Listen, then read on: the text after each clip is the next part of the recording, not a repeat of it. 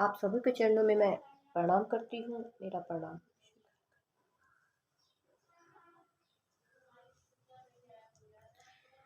मैं माफ़ी चाहती हूँ अपने गुरु भाई बहन से। मैं 2-3 दिन वीडियो नहीं डाल पाई, उसके लिए मैं माफ़ी चाहती हूँ। किसी कारणवश मैं वीडियो नहीं डाल पाई, क्योंकि रात में 10-11 बज जा रहे थे आने में ही, तो इसलिए मैं नहीं डाल पाई।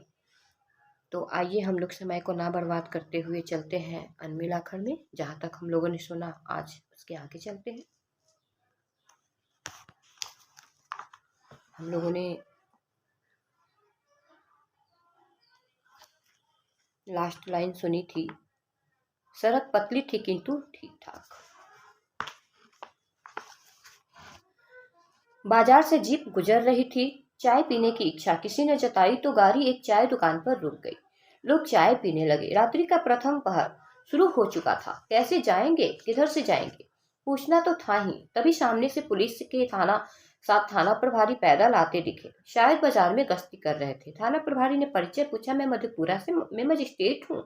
अभी इनकी बात ठीक से पूरी भी नहीं हुई थी कि थाना प्रभारी ने प्रश्न किया, सर कहाँ जाना है? बगल वाली सीट पर नीलम थी। उन्होंने कहा, मनातू मायका है, वहीं जाना है। थाना प्रभारी बोले, रास्ते आगे रास्ता ही नहीं है। गर्मियों में लकड़ी से लदा ट्रक चलता है, जिससे सड़क खराब हो जाती है।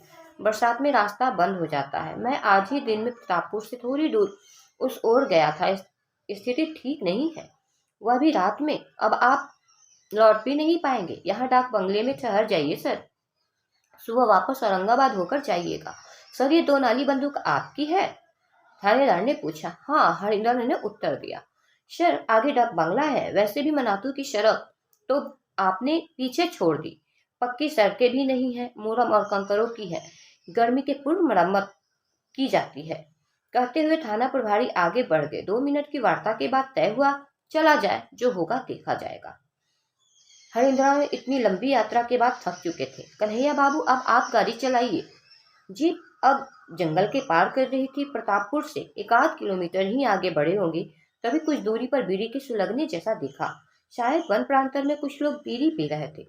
अनजाने भय से जीप को स्टीयरिंग बाएं दाएं होने लगी। साहब ने कहा, गाड़ी रोकिए, मैं चलाता हूँ अब। बच्चे सो रहे थे तो कभी जगे रहते। उन्हें इससे क्या मतलब? रास्ता अभी स्पष्ट था। रास्ता पहाड़ चढ़ने लगा था। चढ़ाई ऊंची थी, सड़क उबड़ खाबड़। कहीं कोई आदमी नहीं और न ही बस्ती थी। रास्ता इतना संकरा कि मात्र एक गाड़ी जा सकती थी। गाड़ी के बगल से साइकिल भी गुजर नहीं सकती। सड़क के दोनों किनारे घनी झाड़ियां उग आई थी। विशाल खड़े वृक्ष रात के अंधेरे में भयानक राक्षस की तरह दिख रहे थे। हरिंद्रा ने जीप को 4 व्हील पर डाल दिया। सड़क खराब, तीखी चढ़ाई। कुछ दूरी के बाद सामने से 4 बैलगाड़ियां आती नजर आई। उस पर लकड़ी से बड़े मोटे बोटे लदे थे, किंतु कोई आदमी नहीं था। शायद सभी गाड़ीवान हमारी जीप को पुलिस गाड़ी समझकर जंगलों में छुप गए थे। भारी संकट, सड़क के दोनों ओर बड़े बड़े वृक्षों के साथ घनी झाड़ियां, सामने खड़ी चढ़ाई। हरिंद्रा ने बिना इंजन बंद किए गाड़ी रोक दी। गाड़ी के ब्रेक अपने को असहाय समझने लगे। लोड गियर के बावजूद गाड़ी धीरे धीरे पीछे फिसलने लगी। जीप ढलान पर थी। उन्होंने ऊंचे स्वर में कहा, जल्दी उतरकर चक्कों में ओट लगाइए। तुरंत पिछले दोनों चक्कों में पत्थर के ओट लगाए गए। जीप का फिसलना रुक गया। वहां पूह की स्थिति थी। जीप के ढलने का भय था। आगे पैदल जाने का भी रास्ता नहीं था। कुछ ही क्षणों में आगे वाली बैलगाड़ी पर लदे लकड़ी के बड़े बड़े बोटे जीप की बॉनेट में सट गए। संभवतः जंगल से लकड़ी चुराई जा रही थी। अब महादेव को छोड़कर कोई मददगार नहीं था। प्रतापपुर में दरोगा ने आशंकित भय के बीज को पूरी तरह पनपा दिया था। मन मस्तिष्क दोनों अस्थिर। हरिंद्र ने पीछे बैठे गुरु भाइयों को कहा, आप लोग बैलगाड़ी को दाहिने पहाड़ी पर चढ़ाइए। सर, बैल और बोटा पहाड़ पर कैसे चढ़ेगा? ये तो वैसे ही सिकिया पहलवान है और हमसे भी नहीं हो पाएगा। नीलम ने थोड़ी नाराजगी में कहा, ठीक है, तो यही सबकी कब्र बन जाएगी। इनकी बात सुनते ही दोनों ने कैसे बैलगाड़ी को बोटे के साथ पहाड़ पर चढ़ाया, आज तक अज्ञात है। हरिंद्र ने जीप को अब एक बैलगाड़ी से आगे कर लिया था। अभी भी बोटे से लदी 3 बैलगाड़ियां सामने थी। उसी तरह तीनों बैलगाड़ियों को एक एक कर पार किया। जीप अब चढ़ाई पार कर हल्के ढलान पर थी, अत्यंत धीमी। आगे कोई रास्ता नहीं था। लौटने के रास्ते को छोड़कर चारों ओर घना जंगल। किधर जाएं? नीलम से पूछा। मैं कैसे बताऊं? प्रत्युत्तर मिला। हेडलाइट जलती रही, गाड़ी खड़ी रही। बाईं ओर इशारा करते हुए नीलम ने कहा, इधर से बढ़ाइए। जीप बम्पर से आदमकद झाड़ियों को तोड़ते हुए आगे बढ़ रही थी। मात्र 50 फीट रास्ता आगे दिखता था। ऐसी स्थिति लगभग 4-5 जगहों पर आई। नीलम रास्ता बताती गई। काली डरावनी रात के 11 बज रहे होंगे। आगे बढ़े तो बालूका राशि से भरा लंबा सपाट रास्ता मिला। गाड़ी 4 व्हील में थी ही। हरिंद्र दाहिनी ओर बढ़ चले। अगल बगल कोई जंगल नहीं था। आप पहाड़ी नदी के बालू पर जा रहे हैं, लौट चलिए, नीलम बार बार कह रही थी। जीप लगभग 1 मील आगे चली गई थी, फिर भी बालू ही बालू। जीप रुक गई। लगता है सही में सूखी नदी में जा रहे हैं। चलिए, गाड़ी वापस लीजिए। आप किसी की सुनते कहाँ हैं? नीलम ने थोड़ा खींच कर कहा। जीप को वापस करने में कोई दिक्कत नहीं हुई। चारों ओर बालू ही बालू था। पुनः वहीं लौटे जहां से गाड़ी दाहिने मुड़ी थी। चलिए, इस बांध पर जीप चढ़ाइए। पागल हो क्या यार? इन्होंने थोड़ा खींचते हुए कहा। इस पर गाड़ी कैसे चढ़ेगी? चढ़ाना तो पड़ेगा, नीलम ने जोर देकर कहा। जीप ऊंचे बांध पर चढ़ी। बांध के उस पार जंगलों की ओट में बस्ती नजर आई। लंबी सांस ली। रात काफी हो चुकी थी। वैसे भी जंगल की रात शुरू होते ही गंभीर और डरावनी हो जाती है।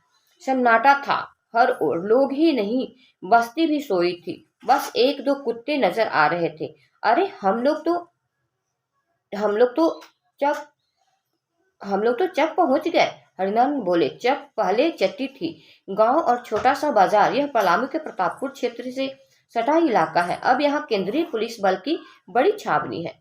ठीक मध्य रात्रि को मनातू गढ़ पहुंचे।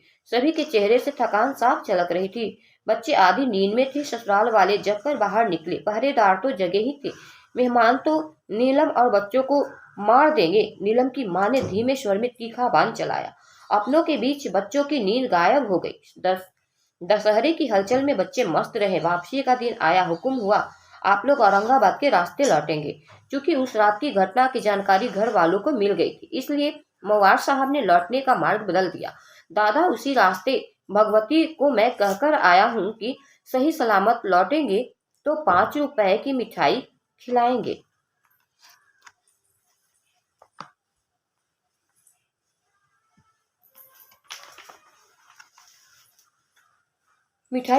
औरंगाबाद होकर ना तो प्रतापपुर मिलेगा और ना ही चतरा का वो मंदिर। पता नहीं फिर कब उधर से आना हो।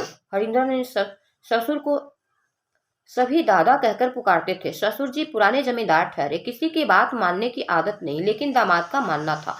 अस्वीकृति का भाव लिए बस इतना कहा, 5 रुपए की मिठाई। दादा, मेरी औकात ही यही है।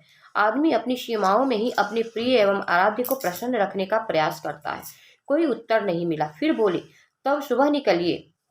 साथ में चतरा तक एक गाड़ी और जाएगी। व्यवस्था थी ही। सुबह नाश्ते के बाद प्रस्थान हुआ। लगभग 3 घंटे बाद भगवती का वही मंदिर आया। साथ एक दूसरी गाड़ी के ओर जंगल के रास्ते से परिचित थे। उन दोनों ने वह रास्ता ही छोड़ दिया था। वह रास्ता कुछ ठीक था, हालांकि संपूर्ण मार्ग घने वनों से आच्छादित था। प्रतापपुर बाजार में ही 5 रुपए का पेड़ा खरीद लिया गया था। मंदिर के दरवाजे की जंजीर खोली गई। आसपास कोई नहीं था। नीलम ने पत्ते के दोने का प्रसाद भगवती की पिंडी पर चढ़ाया। 1-8 टुकड़े वहां रखे। भगवती तो शरीर में उपलब्ध नहीं है, लेकिन बाकी खड़े लोग चढ़े प्रसाद को ललचाई दृष्टि से देख रहे थे। लोगों ने प्रसाद ग्रहण किया। एक गाड़ी जिसे दादा ने साथ किया था वो लौट गई। जीप मधेपुरा वापस लौट चली। सन 1984 का नवंबर महीना था। शाम में निर्धारित हवन एवं अष्टयाम की तैयारी में नीलम लगी थी। सहरसा और आसपास के लोग क्षेत्रों से भजन मंडली भी आ चुकी थी। संजय और जगन्नाथ सहित कई स्थानीय गुरु भाई आगंतुकों के स्वागत एवं व्यवस्था की देखरेख में लगे थे, तो कुछ प्रसाद लाने और बनवाने में। शाह भी अपने ऑफिस के काम से थोड़ा समय निकालकर घर आए थे। छोटी बड़ी बारीक बातों का ध्यान उन्हें रहता है। उन्होंने जनरेटर की व्यवस्था करने को कहा। मधेपुरा में बिजली की स्थिति अच्छी नहीं थी और फिर कार्यालय लौट गए। कचहरी खत्म होने के बाद वे एक वरीय दंडाधिकारी चंद्रभूषण रोहतगी के कार्यालय कक्ष में पहुंचे और कहा, सर, आज मेरे यहाँ हवन एवं अष्टयाम का कार्यक्रम है।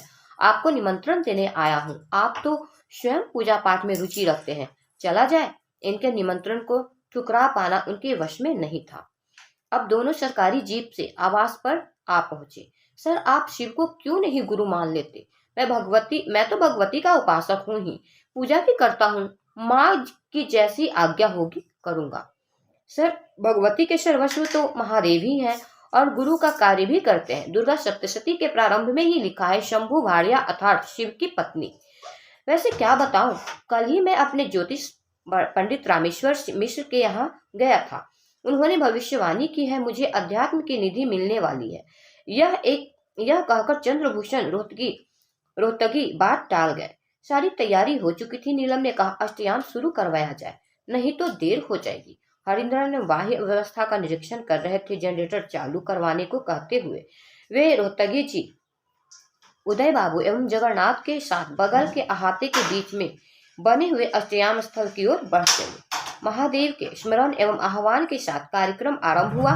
संकीर्तन के बोल थे, हर भोला भोला भोला हर हर, हर शिव शिव शिव हर। आज हम लोग इस वीडियो को यहीं तक रहने देते हैं और इसके आगे हम लोग सुनेंगे कल के वीडियो में।